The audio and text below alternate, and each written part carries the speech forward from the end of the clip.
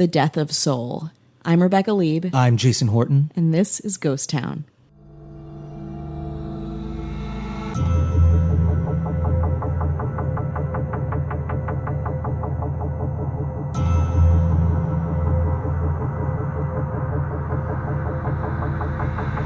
It's Friday. Friday. Ready for the freaking weekend? Did I make that joke earlier? I mean, there's not many you can make that are Friday related. So Yeah. pretty much done them all. But it's Friday. How about a little fail to start your Do you weekend? feel like failing so you'll feel better about your own weekend? Yeah. I do. Yeah. Even from doing these, I feel better. Yeah, I feel just- stronger. I feel smarter. It's a little pick me up. Mm-hmm. It's like a 5-hour energy, but But 5 minutes? yeah, or less. Yeah. And it it's tastes worse. free. Yeah, and it tastes Unless worse. you want to donate to us on our Patreon, Yeah, Ghost Town Pod. Yeah, if you / want to, Patreon. and you want to listen to some bonus episodes, go for it. Yeah. You just go for it. Yeah. But I want to talk about a singer that you've never heard of, named Jimmy Soul. You see where this is going, right? I mean, you already can tell where this is going. I can't wait. I love these where I don't know what's happening, but I do kind of know what's happening. You've been like kind of ambushed. Exactly. I'm getting little crumbs, and I'm following the crumbs to the candy house. You're not going to know You know what? My head's going to get in the oven. Just By a climb. witch. Just climb on in. Eat some cookies. You're the cookie. No one has ever, and nor will anyone ever talk to you about Jimmy Soul as much Yeah. as I will. I have sat on many a futon, an air mattress, with some guy that I was hoping to get intimate with. I've listened to many samples of music, many samples. All artists from all walks of life. I've never once listened to any stylings of Jimmy Soul. I'm going to assume that's correct, although I will try to break his one-hit song down, essentially a one-hit wonder. Okay. Maybe you've heard it, but probably not. Also, if we just want to find out how old I am, like if you want to just be like, how old is this dude, right? Come, dude, All right. quit Listen, it already. put your You're ear close done. to your speaker right yeah, now. dude, you're too old. Stop it. Just leave everyone alone. Get out of everyone's Take way. a nap. Yeah, get out of everyone's way. I'm going to first. I'm just going to brief you on Jimmy. Then I'm going to get there. He was born James Lewis McLeese in Weldon, North Carolina. He became a preacher at the age of 7. Performed gospel music as a teenager. Wow. Great start. That's the equivalent of a start. You start an app at Yes. 7 years old. He acquired his performing name Soul from his congregation. He took to the road toward southern U.S., various gospel groups. He became popular around the Norfolk, Virginia area. Oh yeah, That's a cool. place. Hey, it's He was scouted by Frank Guidanand and recruited to sing songs handpicked from one of Guido's other artists, Gary U.S. Bonds, which I'm familiar with. I mean, I'm not super familiar with. It's like a Gary little U.S. before my time. Bonds. Yeah, it was a relatively kind of like popular-ish early mid-'60s singer. Now, the song is really where the fail is, and then it will get worse from there. yeah. Let's dig a hole. Now, the song of the one-hit wonder is called If You Want to Be Happy, or If You Want to Be Happy. I have heard the song a million times. Oh, It's very... I know this song. If you If you want to wanna be happy for the rest of your life, never make a pretty woman your wife won't. Yeah, it's the message is clear. contentious. So I was hoping I wasn't going to have to play this for you, and then do this No, again. I know the song. You know the song. We used to play the song all the time. We used to like dance to the song at like school dances. It's a great song. I mean, as far as like it's upbeat tempo, it's melody, very catchy. catchy, great vocals. I feel like some gospel singers. They really there's emotion to it. It's Yeah. not just like you're not just like kind of singing from your mouth out. Yeah. Like you really feel it. And I'm not like a gospel music expert, nor am I really religious. But when gospel singers sing, it's like, Yeah, it hits you. I feel like. Yeah. What's the message? I don't know, but I feel it. Like Yeah. I believe it, and I see why it's so it, really brings people together and really gets a message across. And there's like this really this kind of euphoric feeling through music. It is. I mean, I'm like thinking back on the song. It's a pretty good song. Also, the middle where they're just talking. Should I get there? Oh my god, we're going all there. Okay, so we'll get there. I'm ahead of was myself. talking to my brother last night. We were playing video games online because he's in Philadelphia, and I was like, "Do you know who this?" He's like, "Oh yeah, I know that song." So. And he's probably around the same age, maybe a little bit younger than you are, around the same age as you are. So I was like, okay, cool. So it's not just me, because the song is from 1963. So it's, before my time, but it's kind of almost... But it's politically incorrectly timeless. Absolutely, yes. Yeah, contentious and politically incorrect is why it's a fail. Oh, yeah. And there was definitely pushback from it. It was banned on a lot of radio stations girls? because of the referring to women as ugly. It's extremely sexist. Yeah. And in 1963, I mean, I like probably a lot of people either were like, oh, it's just kind of like harmless fun. And I'm not really necessarily, I'm not here to like take a stand on the the song. I mean, it definitely is like looking back. It's like. Oof. Not a great message. Dehumanizing. Yes, not a great message, but so catchy. It's very catchy, and it's just very like rollicking. Yeah, like it's a fun time. That's why. I mean, yeah, I think we took that message with a grain of salt when I was growing up, and we heard that song, which is not good because it's kind of embedded and it's socializing people. It's almost subliminal in its because it's sung in such a way where it doesn't like hit hard on the ugly. It's just kind of flowing. Yeah, you know what I mean? It's like playful about Yes, it. It's not like you got to do this now. It's not like step one. Yeah. Do this. It's just it's all kind. You're just like almost kind of like okay. I'm just singing along. It's like almost like a little call and response. Yeah, it's very fun. It's very catchy.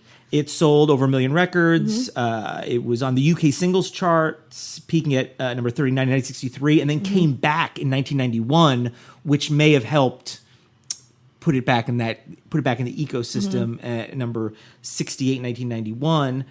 It was banned on a lot of radio stations. The song is based on the song "Ugly Woman." Okay, yeah. By the Trinidadian Calypsonian Roaring Lion, recorded in 1934. Okay. Was So that it one goes as fun though? This kind of gets to the point. Yeah. This one's like a little more playful about its horrible message. It hit number one on May 18th, 1963, and on the R&B singles chart. Now I'm just going to read. The lyrics are pretty kind of be repetitive. Yeah. Please. If you want to be happy for the rest of your life, never make a pretty woman your wife. So from my personal point of view, get an ugly girl to marry you. Get one. Yes. It's like one is not owed to you. That's a little progressive, or a glimmer of progress in this horrifying lyric. And then it switches. A pretty woman makes her husband look small. I haven't looked at the lyrics in a while. No, I remember the song. Yes. I feel like I know a lot of these lyrics. And often causes his downfall. Yeah. As soon as he marries her, she starts to do the things that will break his heart. But Rebecca, if you make an ugly woman your wife, you'll be happy for the rest of your life. An ugly woman cooks meals on time. And she'll always give you peace of mind. The two important things. Make sure, not that the meal is good, but that it is on time. Yes. Then, and peace of mind. It repeats, the parts that we know repeats, then sax solo. Yeah. Which kind of like breaks up. It's like, and it's like great sax. I love sax Listen, solos. I can't emphasize how fun the melody of the song is and how horrible the words are. Don't let your friends say you have no taste. Go ahead and marry anyway. Yeah.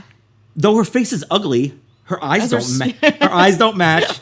Take it from me, she's a better catch. Yeah. Now you gotta get a set of eyes these days. Now the spoken word part, the spoken word part is. It's like, hey man, hey baby, I saw your wife the other day. Yeah. Oh yeah, she's ugly. Yeah, she ugly, but she can cook, baby. All right. Yep. It's like that like you're yelling out the window of the fire escape. I was thinking they were just in like different sides of a building. Yeah. Like a cubicle, like an office complex. It's like, hey, your wife looks like shit. I know. Have a great day. Yeah, but you know what I mean? I had a chicken fra diavolo that was really great that she made last night. And you know what? It was on time. It was on time. I don't care if her eyes are mismatched. Yeah. I don't know how much that could be. Like those dogs, those like shepherds that have Yeah. like one blue eye. Well, that's actually extremely rare. Yeah. And you should prize it. Yeah, well, no, not in this case. Not 1963. Okay. I mean, he didn't write the song. I mean, he just sang it, so it's not like his. He's like, hey, listen, I have a message to get out there.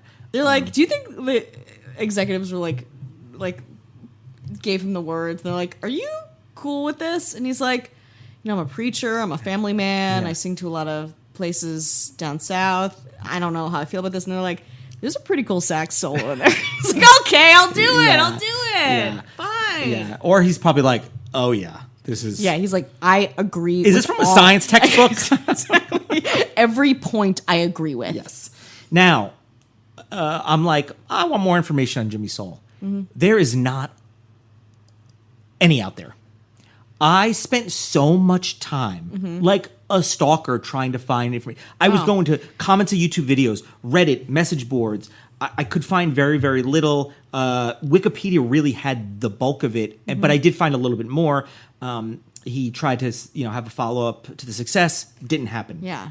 He gave up his career as a musician and joined the U.S. Army later in life.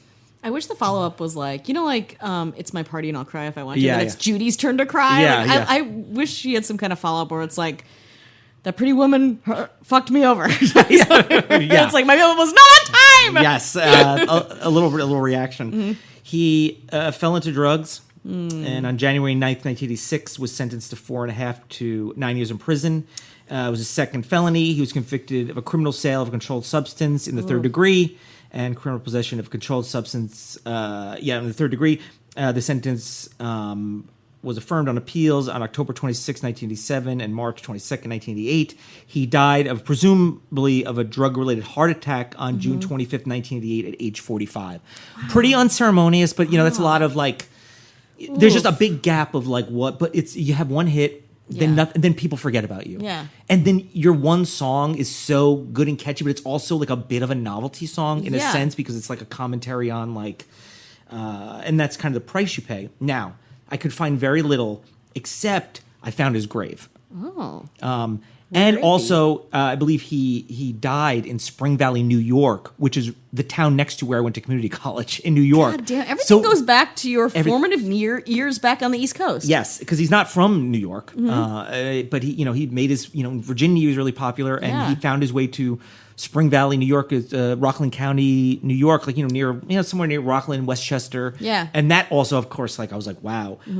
Here's something interesting that I found: 2 siblings, right? John Thomas McLeese and Alice Faye McLeese Harrison.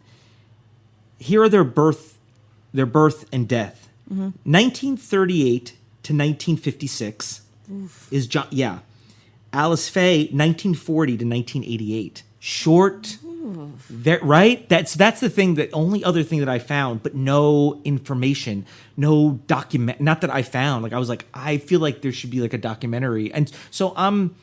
The fail part is obviously the song had that thing. Obviously Yeah. his misfortune is not really. I felt like it got probably dealt a bad hand, and obviously has siblings that did not live Yeah. very long for whatever Is this the reason. curse of I don't know, but I curse? really I wanted to kind of he celebrate. lived longer than both of them. I mean, like, he kind of won.